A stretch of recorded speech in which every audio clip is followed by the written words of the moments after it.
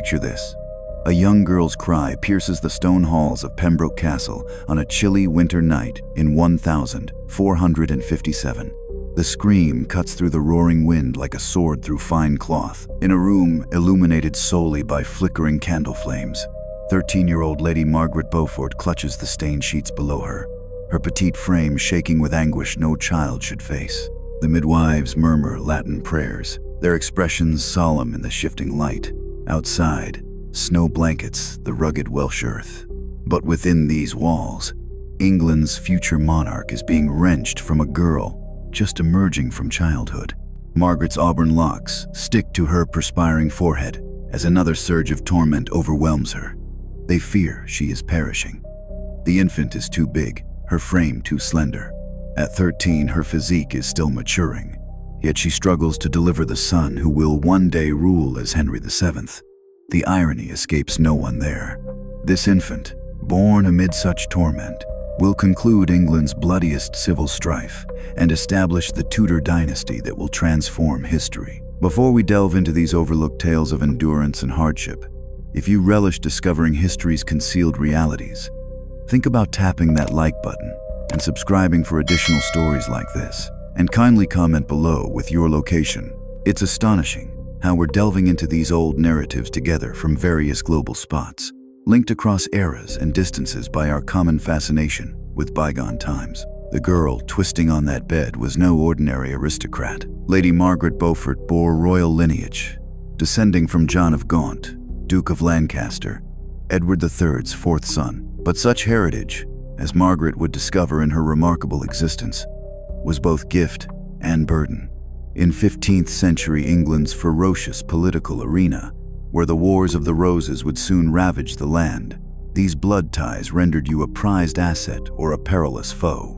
Margaret's journey to that delivery room started years prior, as a child frolicking in Bletsoe Castle's gardens. Born around May 1443 to John Beaufort, 1st Duke of Somerset, and Margaret Beauchamp of Bletsoe, she arrived in a realm where partnerships changed, like drifting sands and wedlock served as statecraft's supreme tool. Her father passed when she was scarcely a year old. Some claim suicide, following humiliating defeats in France that shattered him. Others murmured poison, as in those days, such rumors trailed every sudden noble death, like scavengers trailing troops. John Beaufort's death circumstances shadowed Margaret's youth. He led English troops in France during the 100 Years' War's closing stages, helplessly seeing Henry V's gains vanish bit by bit. The setbacks devoured him like disease. Upon returning to England in 1444, courtiers observed his sunken eyes and shaky hands. He talked little, consumed less, and gazed blankly for hours. On May 27, 1444, he was discovered dead in Wimborne Minster's chambers. Official cause was fever, but intimates knew otherwise. Whether by dagger, toxin, or failure's weight, John Beaufort opted for death over shame. Margaret's mother swiftly safeguarded her daughter's prospects. The Dowager Duchess Margaret Beauchamp grasped survival's laws in a society where females and youngsters held value only through forged bonds. By 6, young Margaret was engaged to John de la Pole, William de la Pole, Duke of Suffolk's son. The agreement linked two mighty English clans in a seemingly solid pact, but politics outpaced youth, and when Suffolk lost favor and was slain crossing the English Channel in 1450, the engagement turned to useless parchment. Suffolk's offense was arranging Henry VI's union to Margaret of Anjou and ceding Maine and Anjou to France, conditions that infuriated English lords and commoners. His end was savage, even for the era. Pulled from his vessel by foes, he knelt on the gunwale as a captor hacked off his head with a dull blade, taking several awkward strikes. The Beaufort women quickly grasped that adaptability meant survival. Her next engagement soon followed, to Edmund Tudor, Earl of Richmond, King Henry VI's half-brother, via his mother's union to Owen Tudor. The Tudors were Welsh newcomers, with dubious validity. Yet they possessed something surpassing old lineages: the king's approval. Owen Tudor, a court aide, caught Catherine of Valois, Henry V's widow's eye. Their clandestine wedding shocked the elite, but yielded 2 sons, Edmund and Jasper Tudor, whom Henry VI acknowledged and raised to nobility. In 1455, when Margaret was roughly 12, she wed Edmund Tudor in a rite sealing political ties with affections terms she scarcely comprehended and oaths tying her to an unimaginable fate. The ceremony occurred at Bletsoe Castle, her childhood home. The grand hall featured tapestries showing her Beaufort forebears' feats, while the chapel held her grandfather John Beaufort, Earl of Somerset's tomb. Edmund Tudor was a 20s man, hardened by conflict and politics. Margaret was still fitting childhood garb. The union was consummated at once. No notion of awaiting bodily maturity existed in a time when noble girls were viewed as dynastic breeders. The wedding night was a scar Margaret never discussed later, but its effects showed in her body's lasting harm and her obsessive lifelong piety. Months after the wedding, Margaret's body transformed in ways scaring her youthful psyche. Older women whispered about her state, faces blending delight for an heir with worry for so young a mother. Margaret's mother viewed her daughter's swelling abdomen with deep worry. She was 18 at Margaret's birth, mature enough for safe delivery. At 12, turning 13, Margaret attempted what felled many older, sturdier women. But Edmund Tudor never saw his offspring born. In autumn 1456, campaigning in Wales against Yorkists, he was seized at Carmarthen Castle. His capture and death's details stay hazy, veiled in Civil War's mist and intrigue. Some say taken in a surprise assault with forces dispersed in South Wales. Others suggest internal treason. Whether plague in jail or captor's murder, it remains history's enigma. Plague was handy for his keepers. Illness plagued medieval prisons, and natural death avoided killing a royal half-brother's accusation. But era chroniclers noted his quick decline and captors' refusal of doctors. What is known is by November 1456, 13-year-old Margaret was widowed, expectant, and alone in a world verging on civil war. Edmund's death news reached Margaret at Lampy Palace in Pembrokeshire, where she stayed during his campaign. The messenger came on a rainy November evening, horse foaming from the frantic Welsh ride. Margaret prayed in the palace chapel for her husband's return when the messenger's steps echoed behind. She sensed her world crumbled before he spoke. Jasper Tudor, Edmund's younger sibling, assumed care for his expectant sister-in-law. The choice was chivalrous and pragmatic. Margaret bore the Tudor line's potential heir, the child possibly continuing their royal tie. He took her to his Pembroke Castle stronghold in Wales, its massive walls shielding from external turmoil. Pembroke was a frontier fortress, perched on cliffs above Milford Haven, Atlantic waves endlessly pounding rocks below. In this distant Welsh hold, Margaret would face her youth's most harrowing trial. The trip to Pembroke in late pregnancy was torment itself. Winter paths were nearly impassable, grooved with frozen mud and obstructed by fallen trees. Margaret rode in a horse-pulled litter, every bump jarring pain through her enlarged form. The 2-day trip extended to 5, skirting flooded streams and dodging armed bands of unknown allegiance. Pembroke Castle in winter was a stark haven, built on limestone above the Pembroke River. The castle commanded the vista for miles. Its grand round keep, almost 80 feet tall, endured sieges and gales for 3 centuries. But comfort wasn't its aim. Survival was. The rooms were chilly and breezy, heated only by huge fireplaces consuming wood faster than staff could provide. Margaret's quarters had thick tapestries blocking wind whistling through old stone gaps. The 1457 winter was especially severe. Ice-coated window interiors, sea wind wailing through ancient stone cracks. Margaret, abdomen bulging, could barely traverse her room without fatigue. Her body, childish in many aspects, labored under its load.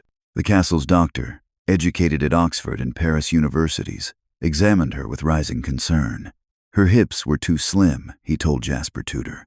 The child was mispositioned. Delivery would be risky, maybe deadly. Dr. Louis Caerleon had delivered babies to queens and peasants. He studied Hippocrates and Galen's ancient works, heard lectures from his era's top medical thinkers, and gained 40 years healing experience. But examining the pregnant youth, his knowledge seemed insufficient. Margaret's pelvis wasn't fully grown. She was still developing. The womb's baby was large, wrongly placed, showing stress signs. He shared fears with Jasper Tudor in a private castle solar meeting. Snow whirled outside arrow-slit windows as they whispered Margaret's fate. Caerleon was frank. He'd seen this, and it seldom ended well for mother or child. They could try turning the baby, but it might kill both instantly. They could wait, hoping nature fixed the position, but delay raised child's death risk and Margaret's depletion. Or attempt cesarean, almost always fatal for the mother. Jasper Tudor, scarcely 25, bore the awful burden of deciding his sister-in-law's fate.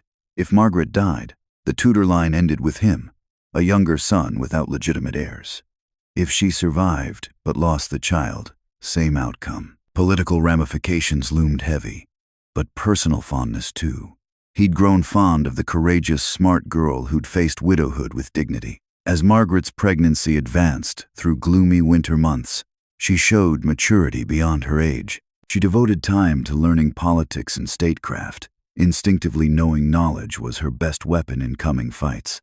Jasper Tudor, impressed by her smarts and resolve, tutored her in survival arts. He taught face reading, hearing unsaid in diplomatic speech, grasping noble society's complex alliance and enmity web.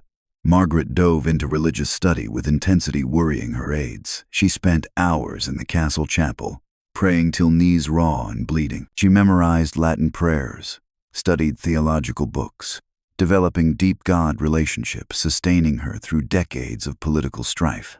Some historians posit her extreme faith started as coping for child marriage trauma and impending motherhood, imposing meaning on seemingly senseless pain. The castle's priest, Father Meredith, became another key in Margaret's learning. A Welshman educated at Cambridge before orders, he grasped university classical knowledge and violent world's practical politics. He taught God often acted through human means. Prayer without action was hollow, but prayer-guided action could shift mountains. On that January 1457 night, Margaret's labor started with pains folding her double. She'd walked the castle battlements, doing Dr. Caerleon's prescribed exercise for health. When the first contraction hit, the pain was unprecedented. A grinding, rending feeling seeming to have her body. She slumped against stone walls, panting, as ladies hurried her to chambers. The midwives, seasoned in countless deliveries, swapped meaningful looks. They'd seen it, a child birthing a child, nature strained beyond limits by ambition and political need. They readied tools and prayed, knowing by dawn one or both might perish. Dame Gwenllian Furch Daffyd, head midwife, had birthed babies 30 years. She learned from mother and grandmother, inheriting Welsh women's generational secrets. She knew pain-easing herbs, breech-turning methods, and strength-giving prayers for laboring mothers. But examining Margaret, her lined face turned serious. Other midwives readied tools with grim speed, knives for cord cutting, but also for dreadful procedures. Hooks and forceps for dead child removal, potions for weak mothers, holy relics for divine aid. The room filled with burning herbs, smoke lavender for calm, rosemary for vigor, other plants known only to birth and death tenders. For 18 hours, Margaret labored in indescribable agony. Her cries bounced off stone till her voice failed, leaving gasping, beast-like suffering sounds. Midwives worked desperately, hands bloody, trying to save both. Dame Gwenllian used her vast methods: massage, position shifts, herbal cures, constant whispers of encouragement in Margaret's ear. Jasper Tudor paced outside corridors, boots clacking on stone, knowing Lancastrian future might perish there. He heard Margaret's cries through oak door, each slicing him like a knife. Servants rushed with hot water basins and clean linen armfuls, faces showing situation's weight. Father Meredith knelt in chapel, praying ceaselessly for the young woman hanging by a fragile thread. As dawn neared, Margaret's strength waned. Labor nearly a day, her young body pushed beyond bound. Dr. Caerleon, roused from fitful sleep, examined and whispered urgently with Dame Gwenllian. The baby lived but distressed, heartbeat erratic and faint. Margaret bled inside, pulse weak, skin parchment pale. They decided manual extraction, risky method perhaps saving child at mother's expense. Dame Gwenllian had done it before, but never on so young and small. She placed Margaret carefully, silently praying to Saint Margaret of Antioch, childbirth patron. As she readied to reach into the young body and guide the baby out, the infant finally came, ripped from Margaret, in a near-fatal process. Midwives held breath. The newborn was pale, hardly breathing, coated in blood and fluid. For a terrifying instant, the room was silent but for Margaret's ragged breaths and hearth-fire's crackle. Then Dame Gwenllian cleared the baby's mouth and throat, and the transformative sound filled the air. A weak, indignant cry, announcing Henry Tudor, England's future king. Margaret, hardly conscious, her young body wrecked, heard her son's first wail through pain and fatigue haze. She tried reaching for him, but arms disobeyed. Dame Gwenllian laid the baby on Margaret's chest briefly, traditional mother-child first meet, before hurrying him to fire for cleaning and swaddling. Margaret's eyes tracked the infant desperately, memorizing his tiny features. Margaret's body damage was grave and lasting. Dr. Caerleon, post-birth examining, found deep tearing and inner injuries never fully mending. The doctor whispered of ripped tissue and harmed organs, near-fatal blood loss. She would bear no more children. This lone traumatic birth ended her fertility before it truly started. At 13, she was basically sterile. Her childbearing sacrificed to dynastic politics' altar. Physical healing was painfully slow. Weeks, Margaret teetered between life and death, fever and infection tormenting. Dr. Caerleon used all remedies: bloodletting for humor balance, herbal compresses for infection, fortified strong wines for strength. Dame Gwenllian stayed beside, spooning broth to Margaret's chapped lips, watching every change. Margaret's mental healing was more intricate. The ordeal showed in nightmares, leaving her crying at night. She developed intense touch fear, recoiling from attendants' gentlest contact. Her newborn son relationship became tangled by linking his presence to her pain. She adored him deeply, but holding him overwhelmed her with violent birth memories. But if Margaret Beaufort's body was shattered, her spirit stayed intact. Recovering slowly post-Henry's birth, she showed iron resolve and sharp intellect, making her English history's most influential woman. Even weakened, she grasped her son-embodied Lancastrian future. She also knew a propertyless widow with infant son needed safeguarding in a chaotic world. The Wars of the Roses raged around with rising fury. In 1455, St. Alban's first battle declared England would resolve dynastic quarrels with blade and axe, not talks. York's White Rose faced Lancaster's Red in a 3-decade conflict consuming England's elite. Richard, Duke of York, claimed crown via Edward III's second son descent, while Lancastrians held through Edward III's fourth son, John of Gaunt. Margaret, with Lancastrian blood via Beaufort, was aligned with a faltering cause. The Lancastrian king Henry VI was seen as feeble, perhaps mad, and unfit to rule. His queen Margaret of Anjou was abler but hated, blamed for French military losses and civil war slide. Her answer was remarriage. In 1458, scarcely recovered from Henry's birth, she wed Sir Henry Stafford, Buckingham Duke's younger son. The wedding was subdued. Unlike her Edmund Tudor marriage's splendor, Margaret was still frail, mourning, her new spouse a stranger picked for political use, not affection. Stafford sympathized with Yorkists, but was pragmatic, knowing protecting Margaret meant guarding valuable Beaufort lands and lines. For Margaret, the union meant safety for her and son, even sharing bed with a man whose politics opposed her core beliefs. The setup was business alliance more than romance, practical fix for practical issues. The marriage pact, bargained by Margaret's mother and Stafford's father, was highly detailed, mirroring complex politics. Margaret kept Beaufort Estates' control, securing her son's legacy. Stafford gave military shield and political shield for Lancastrian leanings. Crucially, young Henry Tudor stayed under Jasper Tudor's Welsh guardianship, likely saving his life. The Stafford marriage lasted 14 years through English history's bloodiest clashes. Margaret observed as war fortunes swung across England. Kings rose and fell swiftly. Henry VI ousted, Edward IV crowned. Henry VI, reinstated. Edward IV, victorious again. Each crown change brought fresh perils for dubious loyalties or valuable lines. Margaret mastered these dangerous waters with growing skill.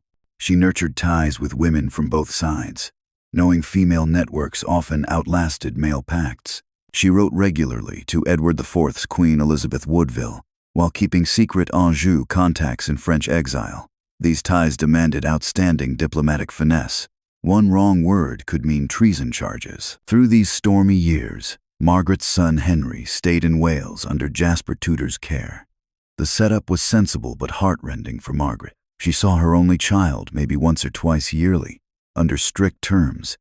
Henry grew from baby to boy to youth as mother stranger, raised in Welsh hills by uncle, while she navigated English court politics' treacherous streams. The parting was essential but tormenting. Margaret channeled frustrated mother instincts into letters, coded messages passing enemy lines without revealing dangers. She sent gifts when able, books, garments, tokens reminding Henry of his barely known mother. But mostly she lived in perpetual worry, unknowing if her son was safe, healthy, alive.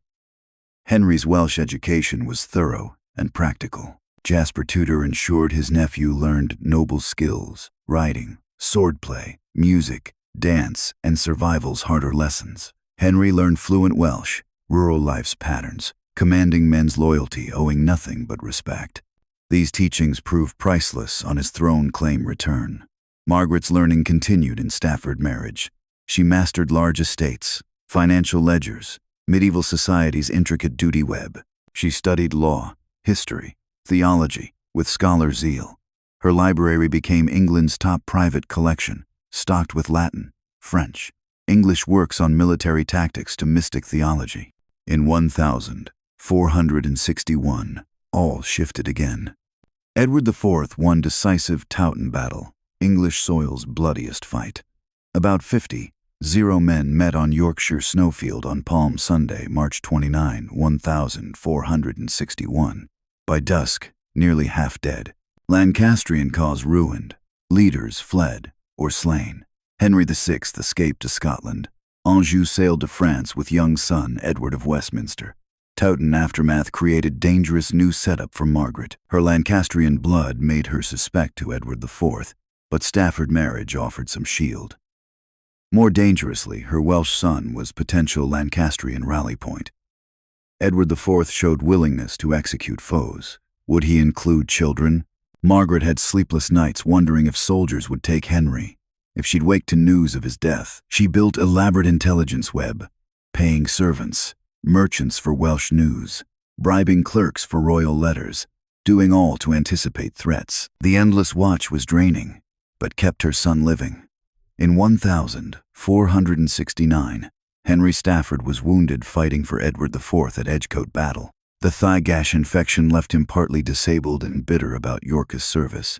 He'd risked life for Edward IV with little reward. The letdown gnawed, making him open to Margaret's subtle sway. Margaret nursed her hurt husband through painful recovery months, using time to slowly change his politics. She never openly pushed Lancastrian cause too risky. Instead, she sowed doubt on Edward IV's ability, shared Yorkist corruption tales, gradually convinced Stafford his service was under-rewarded. The process needed amazing mental skill. Margaret overcame years of Yorkist loyalty, gratitude for Edward IV's leniency, Stafford's caution. She did it with patience, repetition, careful wounded pride manipulation. By 1470, when Warwick Earl started Edward IV rebellion, Stafford was ready to switch. In 1470, politics shifted again. Richard Neville, Warwick Earl, the Kingmaker, clashed with Edward IV and allied with Anjou to restore Henry VI. The partnership was odd. Warwick initially crowned Edward IV and fought Henry VI, but politics created odd allies. Warwick's hurt pride overcoming past loyalties. Margaret watched with keen interest and hope. If Henry VI restored Lancastrian triumph, perhaps her son could leave Welsh exile. She cautiously contacted other Lancastrian supporters, testing for uprising. The contacts were highly risky. Discovery meant death for all. Henry VI's October 1000. 470 restoration seemed miraculous to Margaret. Edward IV fled to Burgundy, brother Richard of Gloucester beside, while Henry VI was taken from London Tower and restored. The poor, insane king seemed confused by events, unsure prisoner to king shift. Margaret attended Westminster Restoration, seeing the Lancastrian king's feebleness and confusion. But restoration was brief. Edward IV returned March 1471 with Burgundian aid and mercenary army. He moved fast, gaining support from chaos-weary nobles. Decisive clash at Barnet April 14, 1471.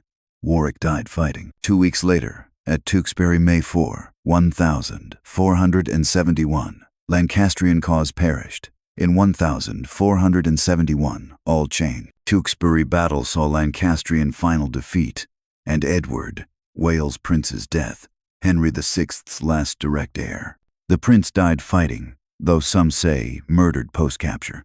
His death, with Henry VI soon mysterious vanishing, ended direct Lancastrian line. Suddenly, Margaret's teen son was Lancastrian succession's best claimant, thus England's most dangerous person. His claim was remote, via Beaufort, complicated by old legitimacy questions. But without direct Lancastrian heirs, Henry Tudor's claim grew significant to Yorkist opposers. Jasper Tudor, seeing immediate threat to Henry's life, decided desperately he'd exile the boy rather than risk capture and likely execution. The choice heart-wrenching but needed. Wales' stay meant death. Exile meant leaving all known. On a storm-battered September 1471 night, 14-year-old Henry Tudor boarded Tenby ship, sailing to 14 Brittany exile years. The leave was rushed and perilous. Yorkist forces closed on Wales' last Lancastrian holds. Henry and Jasper had hours' warning before enemies at Pembroke Castle. Margaret wasn't at her son's leave. In England, she learned days later her child fled for life. The shock crushed. She'd been 14 years separated by Wales' width. Now English Channel and nation's enmity separated them. She couldn't know if she'd see him again. Imagining Welsh cliffs, wind lashing her cloak, Margaret faced losing all dear. Her son gone, maybe forever. Her cause beaten, leaders dead or fled. Her position increasingly shaky as Edward IV solidified win and settled scores. Margaret returned to England and Stafford marriage, with heart hardened to steel. If not traditional mother, she'd be strategist, survivor, woman devoting life to placing exiled son on England's throne. Separation grief turned cold ambition. The change, amazing. Courtiers knowing Margaret as quiet, devout young woman now met formidable politicians seeing ahead 3 moves. She built English support networks, spotting nobles persuadable to her son's return. The work risky and tiring, but purposeful. Henry Stafford died 1471, soon after Henry's exile start. Timing suspicious to some. Stafford unhealthy since war wound, but death came conveniently for Margaret's maneuvers. Whether natural, poison, or stress, unclear. But his death freed Margaret for open ambitions. Margaret, nearing 30, twice widowed, faced key third marriage choice. She could pick safety, wedding minor lord protecting estates, leaving her to mourn lost son. Instead, power. Her third husband, Thomas Stanley, Lord Stanley, England's most politically savvy noble. Stanley mastered the destructive game. He excelled backing winners last moment. Timing loyalty shifts perfectly to always end right. His family controlled Northwest England military forces, political ties reaching royal court to merchant guilds. For Margaret, Stanley alliance meant intelligence webs, political sway, military assets perhaps vital for son's cause. For Stanley, Margaret marriage brought Beaufort prestige and noble links. The union convenience partnership, but effective. The wedding time standard elaborate, announcing Margaret's ongoing importance despite son's exile. 3-day festivities with tournaments, feasts, religious rites drew English nobles. Edward IV attended, perhaps preferring dangerous Margaret Beaufort, visible than shadowy. The marriage setup complex, carefully bargained. Margaret kept Beaufort estate's control and right to son's interests. Stanley gained wife whose smarts and ties matched his politics. Both knew partnership on mutual gain, not love. Pragmatic to face challenges. Together, they steered Edward IV's final years' dangers, surviving purges, upheavals, destroying peers. Margaret used Stanley wife position for royal policy intelligence, exile, and supporter contacts. Stanley covered her actions while building power for future conflicts. Meanwhile, Brittany exile, Henry Tudor matured. Brittany Duchy, technically independent, Duke Francis II ruled, but squeezed by France, England pressures. Henry's spot, tenuous, valuable as ally or chip, dangerous as English opposition focused to Edward IV. Mother-son letters rarer, carefully coded over years, used fake names, invisible inks, elaborate codes, messages hid in innocent trade or family letters. The system, awkward, unreliable, but kept vital link between Margaret's English intelligence and Henry's exile court. Margaret lived fearing her son dead by York assassins, disease, foreign land accident, uncertainty worse than confirmed tragedy. She built elaborate informant system, bringing Brittany news, merchants, pilgrims, diplomats, anyone seeing her son or hearing welfare. Margaret's intelligence web extraordinary in reach, sophistication. Informants in palaces, guilds, monasteries, households England and continent. Information flowed via secret communications, impressing spy masters. She knew troop shifts before commanders, court whispers before king's ears, tracked ally, enemy health, loyalties. Edward IV died suddenly April 1483, leaving 12-year-old son Edward V throne heir. The king's death sudden, but not shocking. He lived excess, health declining, but 40's death through kingdom crisis. Child king needing regency, easily dictatorship, but boy king never crowned. Uncle Richard, Gloucester Duke, took power in shocking coup even for violence accustomed English nobility. Young Edward V, brother Richard, vanished into London Tower, never seen alive. Richard III, crowned July 1483, reign starting under lasting suspicion cloud. For Margaret, Richard's grab was danger and chance. Richard's power take destroyed Yorkist validity. Suddenly, Henry Tudor's remote Beaufort claim seemed viable alternative to child murder suspect king. Margaret plotted boldly, via Bishop John Morton, other exiles. She coordinated English rebellion, arranging son's Brittany invasion. The plot needed perfect timing, funding, communications over hostile miles. The rebellion fell October 1483 when betrayal revealed Henry's invasion. Margaret horrified as co-plotters executed. She escaped death only via Stanley marriage, but house arrested, titles stripped. But Margaret undefeated. Even arrested, she plotted via coded letters, trusted aides. She spent months planning son's return and reign. When Henry invaded Milford Haven August 1485, Margaret's Stanley family cultivation paid ultimate. At Bosworth Field August 22, 1485, Richard III died in Leicestershire mud. Stanley forces, set to aid Richard, turned on him in betrayal Margaret orchestrated through years' manipulation. Her son, England's king, after 28 separation years, 14 exile, decades planning, Henry VII triumph. Margaret, England's most powerful woman, but never regained stolen simple mother-child bond by political need. Margaret saw her son found Tudor dynasty, wed Elizabeth of York, uniting houses, father Henry VIII. She died 1509 days after Henry VIII coronation, completing ambition arc from Pembroke Castle's bloodied delivery room.